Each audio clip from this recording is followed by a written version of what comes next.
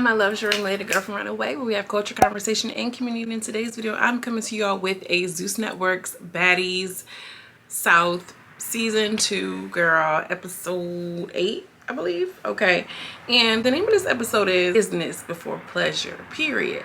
So, you know, ZEUS gives us a recap like they always do, and then we're thrusted right back onto the party bus or the party tractor, okay, the turn tractor, whatever you want to call it. Before we get into this review, make sure you like the video and consider subscribing. It really helps with the YouTube algorithm, and, you know, make sure I don't get snatched up by the big girls here on YouTube, period. So they're on this little turn trailer, and you know, they're all having a good time for the most part. Jayla's in a confessional still being shady, like we're not really mixing with Natalie and her chinions. Like, girl, why? If this is your real friend, then why? Natalie proposes a drinking game, and the drinking game is essentially tailored to Anne. And she knows it. She's like, yeah, we're playing the Anne Moore game where we're sucking champagne bottles with no gag reflex. I'm like, go off, sis. They do their little, you know, I was about to say jerking the wine bottle, girl. I'm off completely because it wasn't jerking and it wasn't a wine bottle. But y'all get what I'm saying. Bree, she was cute. She looked like she got the little hot mouth. Persuasion, she was busting it open. She was busting it down. Jayla goes on to say that I don't normally be sucking things on camera because what I do is what I do behind closed doors, and Jayla's my kind of girl for that reason. But she looked like she knew. Miss Mamas knew what she was doing. And then Scotty and Rock do their little bottle challenge, and I'm not gonna lie, it looked like Scotty was handling it. Scotty was getting it done, okay? Scotty knew what to do. Rock, I'm not gonna lie, was a little bit underwhelmed. And I know y'all say I've never had nothing nice to say about Rock, but that's not true. But I mean, like, it's not giving, like, you know, what I thought it was gonna give, period. I thought she was about to be crazy with it because she's so fucking crazy anyway. I don't know, maybe she was just keeping it cute, keeping it classy on camera because Scotty was going in, sis. And you know, whatever, blue face baby. Okay, after they do their little challenge, which I feel like, you know, Scotty ate her up.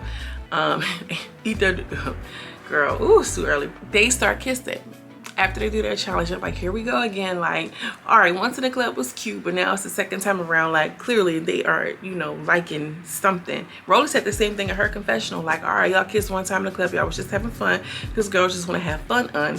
But it's giving, why was she so angry at Scotty coming in to begin with? Rock knew that she was like a pretty girl. She probably was feeling like, yeah, she a cutie anyway. You know what I'm saying? Because they keep kissing, they just looked at each other and it just happened naturally, organically. It's now Rolly's turn, and Rolly says, no, I don't kiss the D on my knees, girl. I do it upside down. And when I tell you, that was a good cackle for me. I laughed for a good 3 whole minutes. Cause what? Sis got down on her back.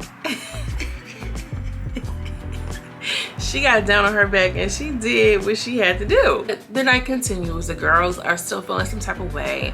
Sua stops over to, like, on the side of the tractor, and she starts vomiting or whatever. She's like, I can't believe I'm getting motion sickness on this thing 2 miles per hour. She gives me hypochondria. At first she was at the wellness center, the girl urgent care. Now you got the motion sickness. I can't stand no sickly chick, girl. Get it together. I mean, I never had motion sickness. I can imagine this being a real thing. Maybe when I was pregnant, but I was always nauseous. I don't know, but like, girl, it's given. It ain't motion sickness. You just probably drinking too much. It's in a confessional, still pressing persuasion.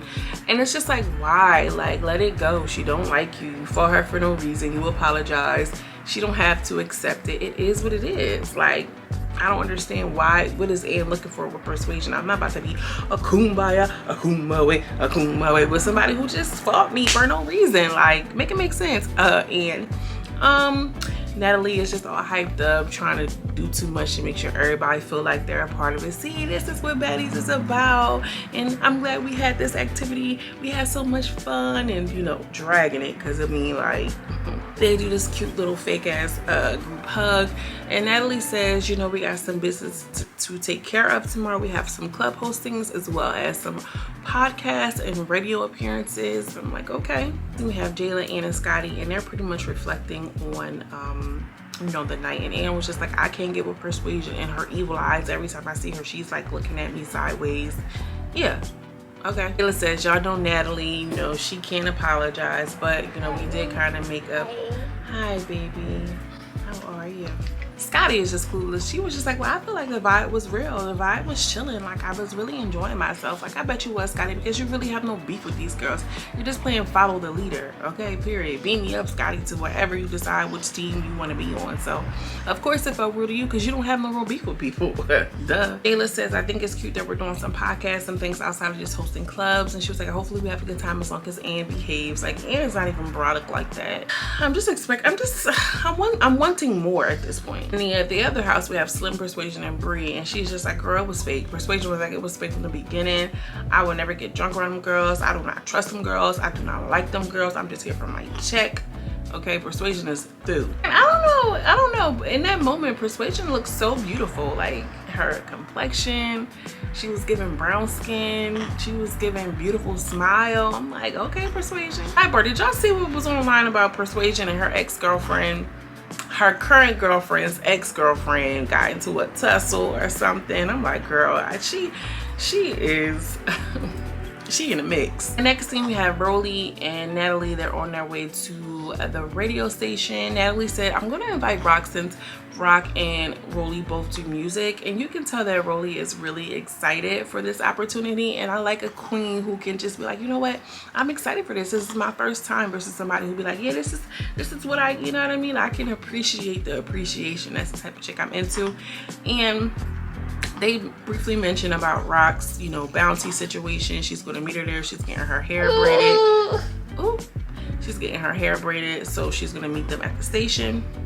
We pretty much said she ain't, and as far as the night was concerned, she don't trust none of them hoes. Rock is in a confessional. She's just like, look, this ain't my first interview, radio, podcast, or otherwise, so it's nothing, you know, I mean, I guess it's nice, you know, it is what it is. This thing, I ain't new to this, I'm true to this. She gonna let us know and keep us remembering that she ain't new to it, she's true to it. It really seems like she's kind of taking the lead with the radio station. Rolly seems like she's kind of like playing the part as far as, you know, following the lead, seeing how the vibe is going, and not doing too much, not saying too much, but saying just enough. They ask cute questions like, what motivates you? Rolly says, my 13-year-old son, and I have confidence in myself. Like, I bet on myself, and it's you know, that's just who I am. And I love that about Rolly. She does seem like a confident woman. So many women, the most beautiful women, struggle with being confident, y'all. You really don't understand. Like, you go through so much in life, you can easily lose confidence in your judgment, confidence in your discretion, confidence in your body. It just goes on and on and on.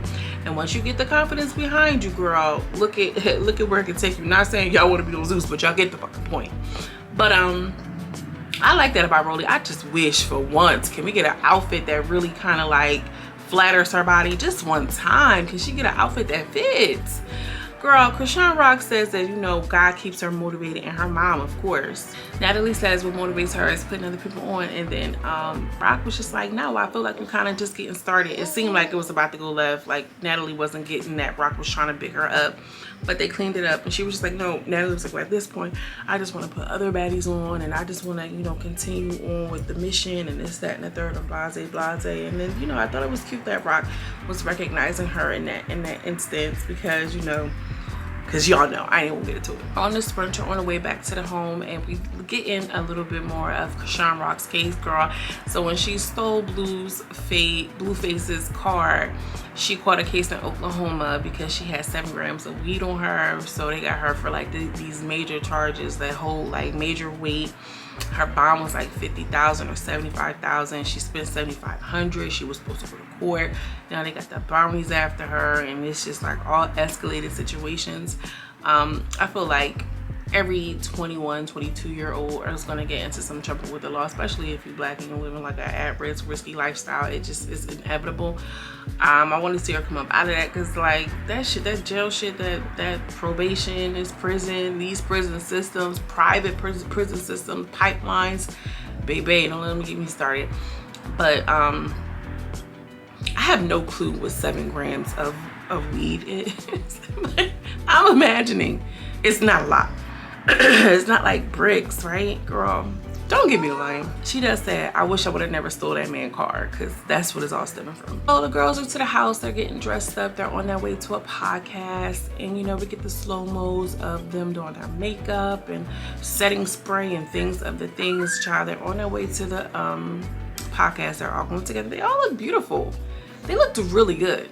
Although Jayla did say she was best dressed. I'm like, okay, best dressed Jayla. So they're all excited. They're like, you know, we're getting to a bag, and they show up to a podcast. I think the podcast was called Naturally Nita or something like that. I don't know. Shout out to the podcast though. It'd be nice if I actually listened to it just to hear what it was saying, just to see who was like a standout during the interview. You get what I'm saying? No, but and then I like that they put that girl, and you know, she was like, yeah, Rolly was like, it was cute. They had the flowers on the wall, the grass on the wall. I'm like, oh, Rolly. The foliage. Anyway, so she, you know, they were all having a good time. It seemed like they were all getting along. And shout out to that black girl who secured the interview, secured the bag. They, you know, I don't know if ZEUS put them on or the girl just had the coin to secure the interview. Because sometimes, y'all, these people, they even want to get paid to do these podcast interviews. And I'm wondering if ZEUS gave that girl a fair price. Okay, Rolly, they mentioned like, what is it like to be famous now? And Rolly's like, I can't even go to the grocery store. People come up to me. There's like no privacy, like things of that nature. And I would hate to be super recognizable. And this is just me personally. I would hate to be super famous and recognizable without having the coin to like place proper security measures. You know what I'm saying? Like, I would hate to be so out and exposed and be broke. Or like, and I'm not saying they broke, but like,